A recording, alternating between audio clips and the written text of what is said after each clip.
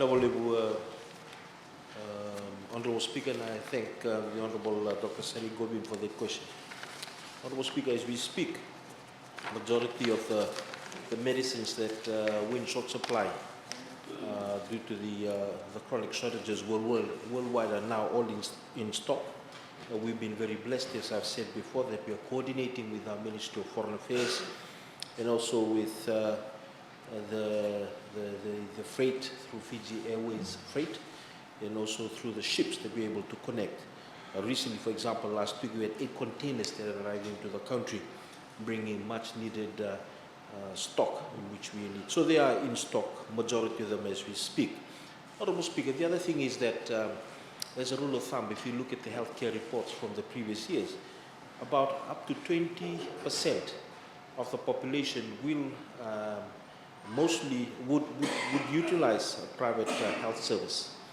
During this COVID-19 phenomenon that's hit the economy, and we're talking about numbers such as 115,000 people to 200,000 people being affected, almost all of these that have been using private healthcare are now all coming into the public health service.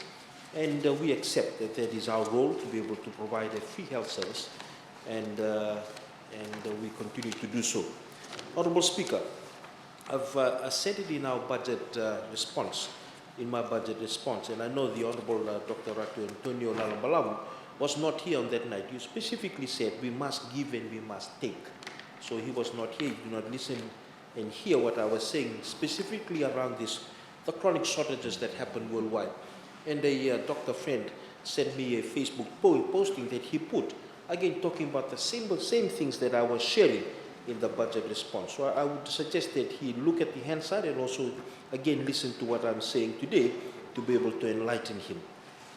Honourable Speaker, we know that we are struggling with COVID-19, but the struggle with COVID-19 is hitting everything in the healthcare systems.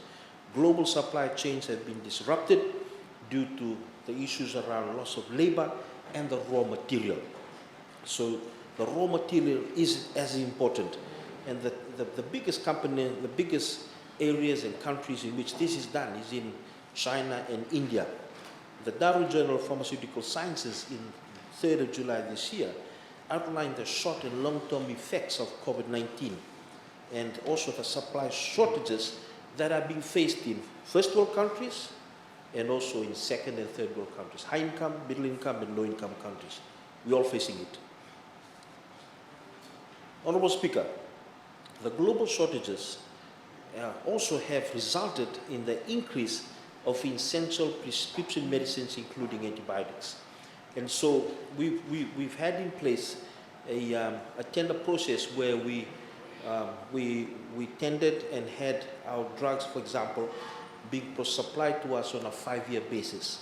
Most of these pharmaceutical companies have reneged on that, and they wanted us to break it because they obviously want to increase their prices. We've also highlighted that the shortages, as we have alluded to earlier, is not only in the drug, but beginning with the raw materials and the labor cost. The border closures, lockdowns, movement restrictions, they've all participated in giving us the challenges that we face. Honourable Speaker, the USA alone, from the 13th to the 21st of March 2020, the demand for asthma during this week alone spiked by 65%, while medications for type 2 diabetes increased by 25%. And similarly, medicines for cholesterol, migraine, hypothyroidism saw a noteworthy increase in claims. What countries are beginning to do is these big countries in which they have drug companies within them, they're beginning to tell them and issue instructions that they keep and stockpile supplies for their own first. And that is some of the challenges that we have at the moment because we cannot manufacture drugs locally. So they start stockpiling their own, even including one of the recommended COVID-19 testing platforms that we use also, the WHO guided one. The country in which this is made from or that has the patent for this has actually said, let's stock up for our own purposes first. So you can see that all over the world they're beginning to stockpile. We're also doing that, Honourable Speaker. I'm highlighting these global shortages because I want us to realize that this is a reality that is not peculiar to Fiji. There are countries in the Pacific that are struggling and in dire straits with drugs. Honorable Speaker, the Fiji First Government through the Ministry of Health and Medical Services will continue to push, and we have continued to push our processes to build a health resilient system and also a health resilient procurement system to be able to meet the needs of our nation. As I speak, and as I've said earlier, we're seeing improvements on our stock availability in comparison to the challenges we faced in the last 4 months, and these challenges are not unique to us, but also around the world, even in countries which make these drugs.